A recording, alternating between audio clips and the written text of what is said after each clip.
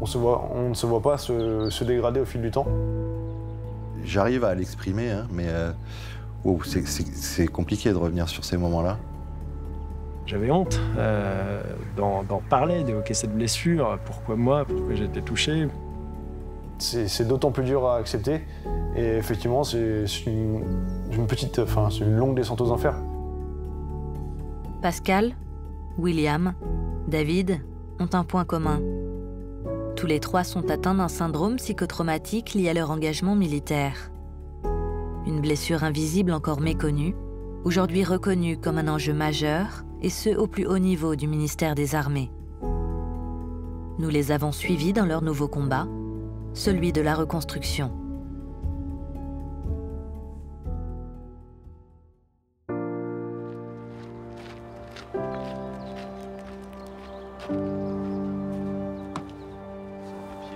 Accompagné de son coach Thomas, Pascal nous donne rendez-vous à l'aube sur les bords de Loire. Un paysage sauvage, comme une invitation au voyage. Commando au sein de l'armée de l'air et de l'espace, cet Orléanais de 36 ans s'est lancé un défi fou, descendre cet hiver la Loire en kayak, en 5 jours. Entre les différentes poches de sable, même quand tu vas couper, si tu coupes entre les deux bouts d'île là, donc tu vas avoir toujours le même courant de hauteur. Ce que je recherche vraiment, c'est un contact fort avec la nature, avec les éléments. Donc l'hiver, c'est très bien, tout est rigoureux, il fait froid, je peux avoir peur, être dans le doute, avoir faim, être fatigué. Et donc, me mettre dans cette situation, ça m'oblige à aller chercher au fond de moi, aller chercher de la force morale, aller chercher de l'endurance physique, chercher de la volonté. Et ça me libère de faire ça.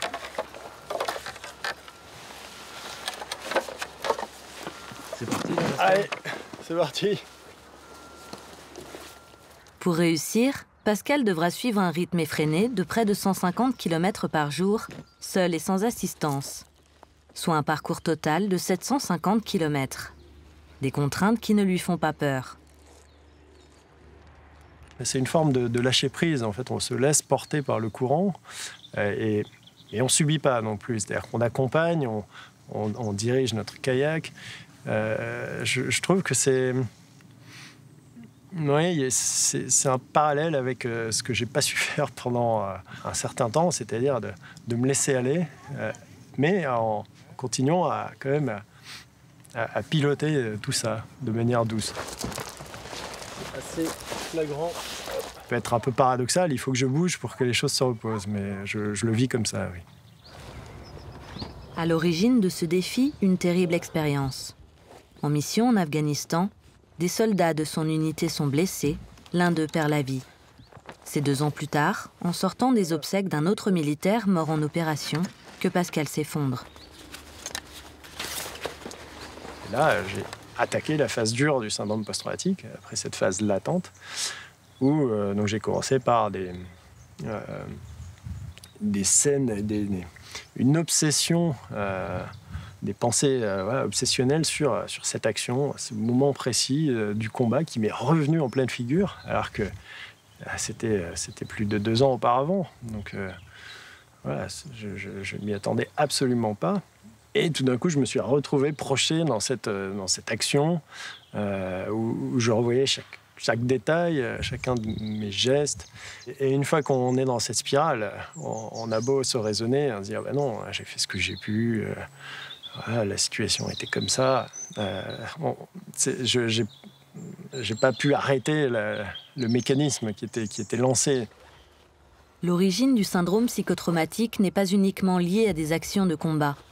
C'est la confrontation à un voire plusieurs événements traumatisants qui vient blesser le psychisme d'un individu. Il peut provoquer des symptômes comme l'hypervigilance, des cauchemars, des flashbacks ou encore des crises d'angoisse.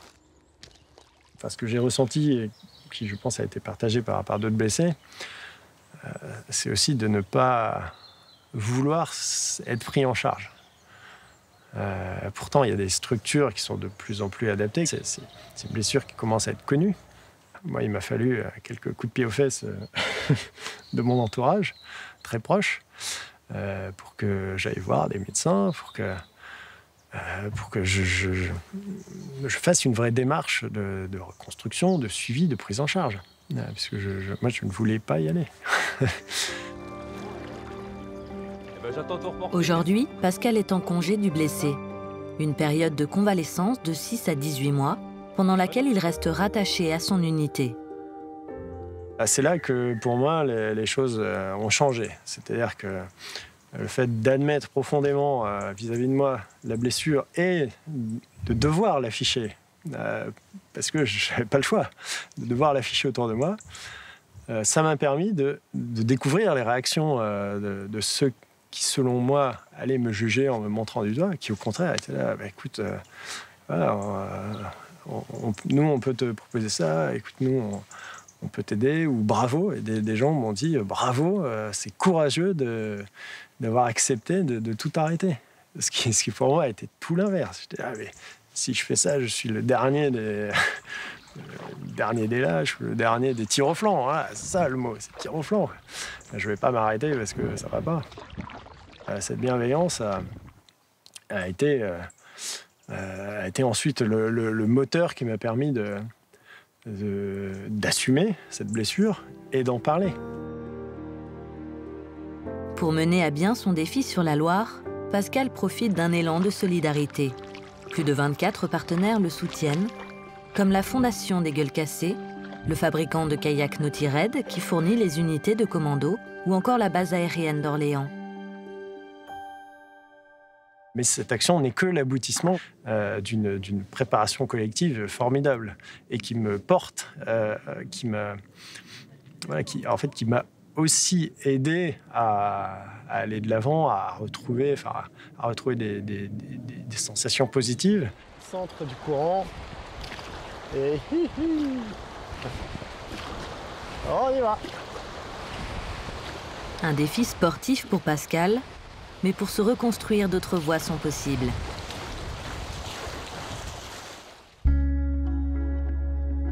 En 2021, le ministère des Armées crée une nouvelle structure, la Maison Athos. Un projet piloté par l'armée de terre et mis en œuvre par IGESA. Ce dispositif, non médicalisé, expérimente une nouvelle approche dans la reconstruction de militaires atteints d'un syndrome psychotraumatique lié au service. William, 31 ans, 11 années de service dans les troupes aéroportées de l'armée de terre, est l'un des premiers à avoir intégré la maison Athos de Cambes, en Gironde. S'il a aujourd'hui accepté de témoigner, s'exprimer devant notre caméra reste un exercice difficile. J'ai été projeté sur l'opération Barkhane entre 2017 et 2018, dans le Nord-Mali, au sein d'un détachement d'accompagnement d'autorité. Et malheureusement, j'ai été confronté à des événements traumatisants dans cette ambiance si particulière et très hostile qu'est le Mali. Et mon retour à la maison s'est fait difficilement. Donc je m'en suis pas forcément rendu compte moi-même, ça s'est fait petit à petit. Donc, ma compagne l'a remarqué, me l'a dit à de nombreuses reprises que ça n'allait pas et qu'il fallait que je fasse quelque chose. Dans mon cadre professionnel, je manquais de plus en plus d'assiduité, ce qui m'a valu une sanction disciplinaire à la fin de mon service. Et ça a été le déclenchement de ma petite descente aux enfers. Donc j'ai eu la chance de bénéficier du soutien inconditionnel de ma compagne, qui a su et qui encore sait aujourd'hui faire face aux mots qui me pèsent et qui mettent en péril notre couple. William consulte un psychiatre à Bordeaux qui décèle un syndrome psychotraumatique potentiel. L'hôpital militaire de la région, Robert Piquet, confirme le diagnostic. Une fois l'état de William stabilisé, le corps médical propose son dossier à la maison Athos. C'est la force du dispositif. Athos réunit l'ensemble des acteurs du parcours de soins et de reconstruction du blessé. C'est vrai qu'on a un rôle sur Athos qui est vraiment de créer ce lien de proximité. Ça j'insiste là-dessus, qui pour moi est très important, pour créer cette relation de confiance, pour animer, appuyer le réseau, en fait, le réseau de blessés qu'on retrouve ici à Athos. Et ça, c'est une première, c'est-à-dire que le blessé va avoir sur un même lieu toutes les personnes qui œuvrent à son profit et de pouvoir retrouver à la fois les gens qui travaillent à Athos, mais aussi la CABAT, les assistantes sociales, le pôle défense mobilité, lui évite cette fatigue en fait qu'on retrouve notamment chez le syndrome post-traumatique, d'aller chercher l'information. C'est nous qui venons à lui. Ouais. Oui, effectivement, c'est nos responsables. Moi, je suis estampillée Madame Papier, hein, donc la porte d'entrée, c'est souvent les démarches administratives, les parcours administratifs du blessé, les questions financières aussi, parce que tout ça, c'est très lié. Et parfois aussi les résonances intrafamiliales avec des séparations, des divorces, des droits de garde, voilà. L'idée, c'est de proposer un premier enseignement et s'il y a besoin d'un accompagnement plus poussé, on oriente, comme on a l'habitude de le faire partout ailleurs, sur les professionnels compétents.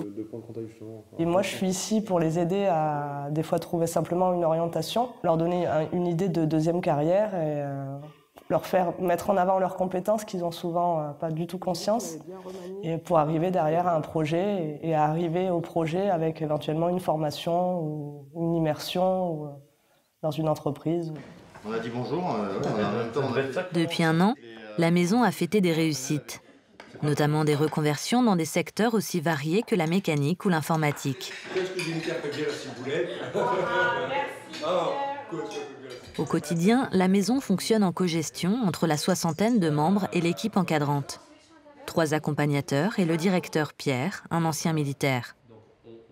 La réhabilitation psychosociale, la base, c'est l'empowerment, c'est redevenir acteur de sa vie.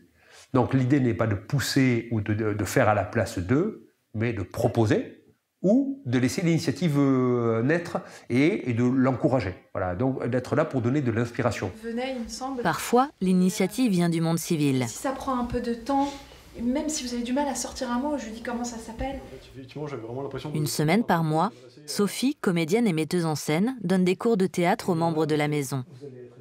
C'est son mari, militaire, qui l'a sensibilisée à la blessure psychique.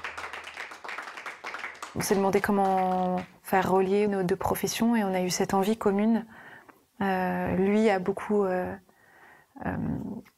j'ai connu ce trauma, non pas tellement personnellement, mais qu'avec les hommes avec qui il est parti. Et ça l'a marqué, il en a accompagné beaucoup.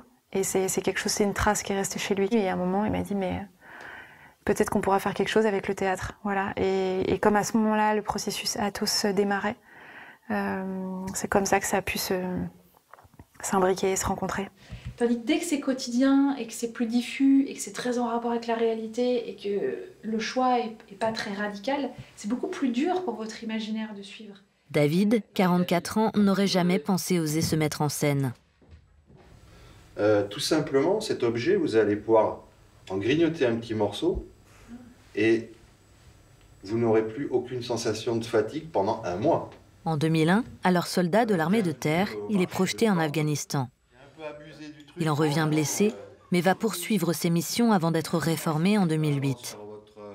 Ce n'est que 20 ans plus tard qu'il décide de composer le numéro d'Écoute Défense, un déclic qui va l'amener jusqu'ici. La blessure, c'est des moments beaucoup où on s'isole, où on ne parle pas, on ne s'exprime pas, où le corps n'est plus en activité, où on s'éteint petit à petit. Et le fait de venir à Athos et de pouvoir bénéficier des ateliers théâtre, c'est refaire prendre vie au corps, à la parole, et reprendre vie tout court. Un lourd sommeil, mais rassurez-vous, qu'on a longtemps pensé que tout était derrière nous, revivre ce genre d'émotions, c'est fort. C'est fort et c'est très fatigant, parce qu'on n'était plus habitué, quoi. C'est très fatigant mais comme je vous le disais, c'est encore très très encourageant, quoi. Et on progresse. Moi, personnellement, je me surprends à aller vite. Enfin, finalement, ma prise en charge est récente. Entre le moment où j'ai vécu ce traumatisme et ma prise en charge, il s'est presque déroulé 20 ans. J'ai vécu avec ça, j'ai habitué mon corps à vivre avec. Je me suis créé des échappatoires pour éviter des lieux ou des moments que je ne pouvais pas supporter. Aujourd'hui, il existe 2 maisons Athos. L'une ici, près de Bordeaux, l'autre à Toulon. Une 3e maison devrait ouvrir ses portes courant 2022 en région Rhône-Alpes, et d'autres maisons régionales pourraient s'envisager à terme. Depuis 10 ans, le service de santé des armées déploie des plans d'action pour renforcer la formation des praticiens et structurer au mieux le parcours de soins du blessé.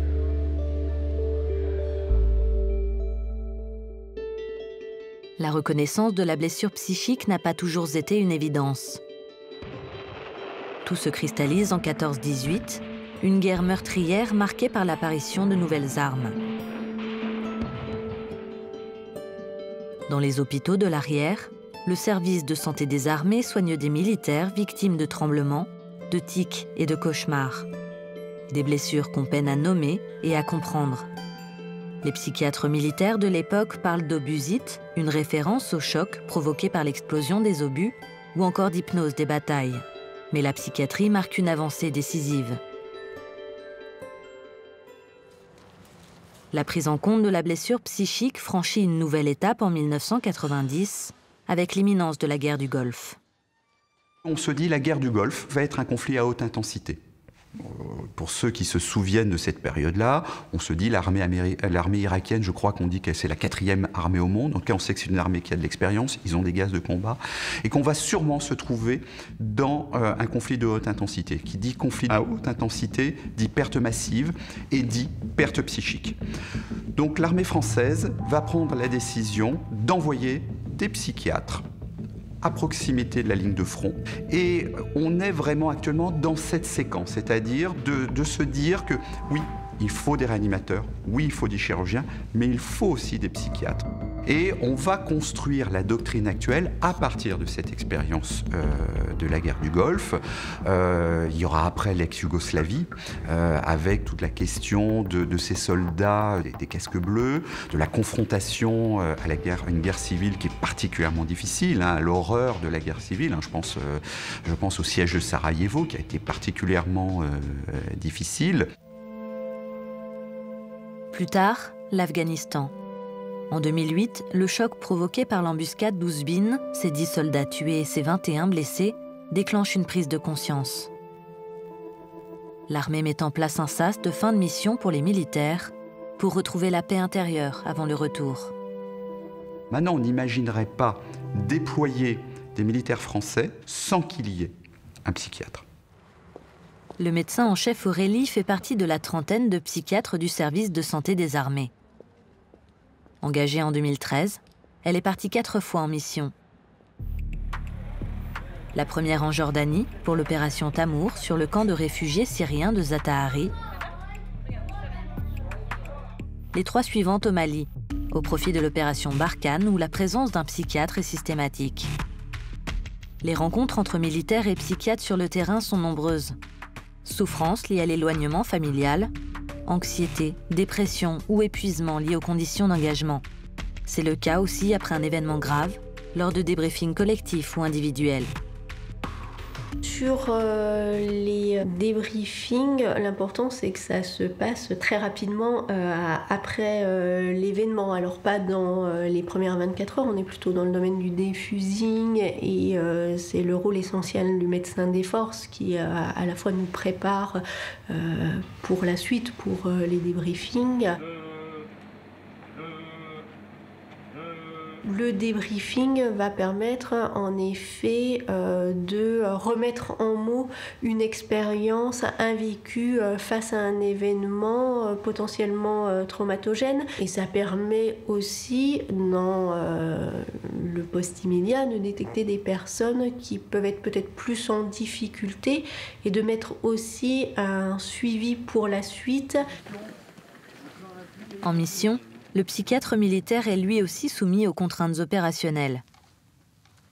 À mon sens, ça permet de toucher un peu de plus près les contraintes auxquelles sont soumis les militaires, de pouvoir se représenter aussi, ce qui est une mission extérieure, de vivre aussi l'éloignement familial, ce qui n'est pas toujours évident.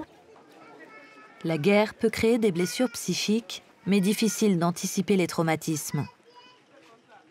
On a essayé, les Anglais en 1941 avaient mis en place ce qu'ils appelaient les War Schools, en se disant, si on confronte des soldats, des combattants à l'horreur du champ de bataille, on va quelque part les blinder, et on va en faire des surhommes, et ils n'auront pas de trauma. Ça n'a pas marché. L'autre idée qui a été suggérée par certains, c'est de supprimer les émotions. Pas d'émotions, pas de trauma. Effectivement, ça pourrait marcher. Est-ce qu'on veut des soldats sans émotion? Bien sûr que non.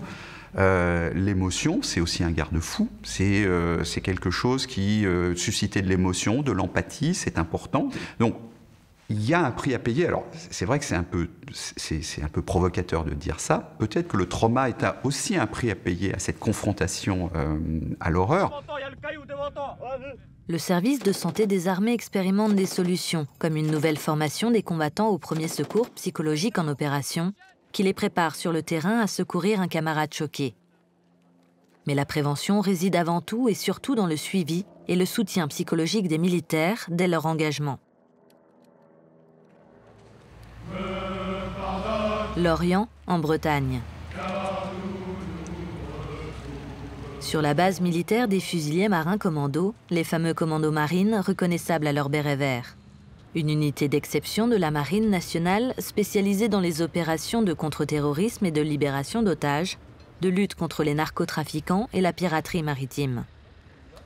Les marins qui sont affectés à une unité de force spéciale, effectivement, elles ont un niveau physique qui est conséquent, mais le mental est très important, que ce soit la résilience, que ce soit on recherche des personnes qui ont une grande autonomie, qui ont des capacités d'innovation, d'adaptation, etc. Donc c'est un savant mélange de qualités, mais qui ne veut pas dire qu'elles sont insubmersibles aux événements auxquels elles vont être confrontées, et que toutes ces difficultés vont glisser sur elles. L'adossement du volet psychologique, il est impératif avant et après.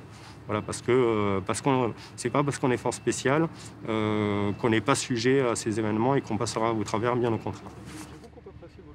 La Marine nationale compte une trentaine de psychologues répartis dans les 15 services locaux de psychologie appliquée présents en métropole et en outre-mer, dont le lieutenant de vaisseau Mathieu, affecté à Lorient depuis près de 2 ans.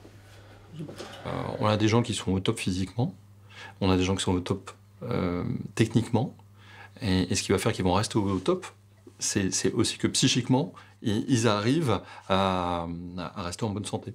Ça fait partie d'un ensemble. Une des difficultés à laquelle on va se heurter, c'est que ce sont aussi des gens qui ont cultivé leur tolérance à l'effort, la tolérance à la douleur, ce sont les gens qui cultivent le sens du dépassement. Et donc quand il y a une difficulté, ce ne sont pas des gens qui vont venir consulter spontanément.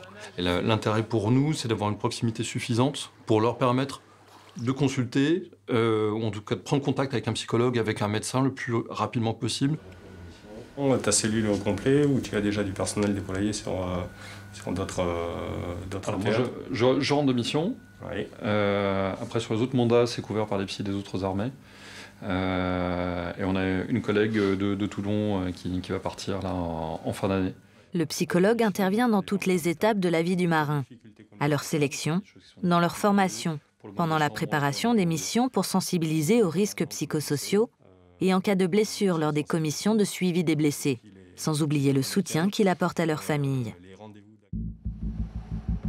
En tant que chef d'un commando ou pacha d'un bâtiment de la Marine nationale, le capitaine de vaisseau Gaëtan s'est appuyé sur le service de psychologie à plusieurs reprises. Au sein de nos unités, pendant longtemps, aller consulter, c'était considéré aussi comme un peu un aveu de faiblesse et se mettre un peu à l'écart du groupe. Et donc il y a eu un changement à tout niveau, que ce soit des opérateurs jusqu'à la chaîne de commandement. Et donc il y a eu une prise en compte plus globale. Et donc c'est maintenant pleinement entré dans les mœurs. Quand j'étais commandant d'un commando ici, où au retour de mission, j'ai eu un de mes marins qui a eu un trouble post-traumatique. En échangeant avec le service de psychologie de manière assez tôt, on a pu lui apporter le soutien nécessaire. Et donc ça a été pleinement bénéfique à la fois pour lui et pour le groupe, sachant qu'il a pu être traité tôt et rester au sein de l'unité. C'est pas une blessure honteuse, bien au contraire. Il n'y a pas de blessure qui soit plus liée au respect de l'engagement militaire. Si on a une blessure psychique, c'est bien qu'on a respecté et qu'on a été au bout de ce pourquoi on s'est engagé, du service de la France, du respect de son groupe, de l'implication pour son groupe, du collectif, du sens de la mission, etc. S'il reste parfois des mots que rien ne peut apaiser, le ministère des Armées continue de faire évoluer sa politique d'accompagnement. Pour Pascal, William et David, un nouvel avenir se profile. J'aime passionnément tout ce que j'ai pu faire dans ma carrière militaire, qui était dense. Enfin, j'ai vécu beaucoup plus que tout ce que j'aurais imaginé vivre. C'est une richesse exceptionnelle que j'ai en moi, que je garde, qui m'a construit. J'ai pris conscience que je pouvais faire de belles choses, ou en tout cas poursuivre mon engagement dans un autre domaine. Donc je le fais ici pendant mon temps de blessé en tant que community manager et ambassadeur.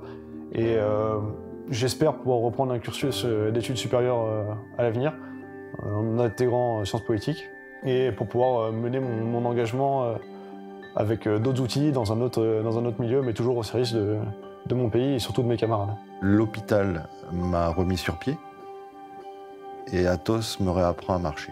Il y a peu de temps, j'étais encore à penser que ma vie était derrière. Aujourd'hui, j'arrive à me projeter sur l'avenir. Et ça, c'est fort en émotion. Je sens que j'ai fait un progrès par rapport au début de l'année, c'est le jour et la nuit. Et je sens que c'est une nouvelle étape qui démarre. C'est-à-dire que maintenant, je peux commencer à regarder devant, à me préparer pour la suite.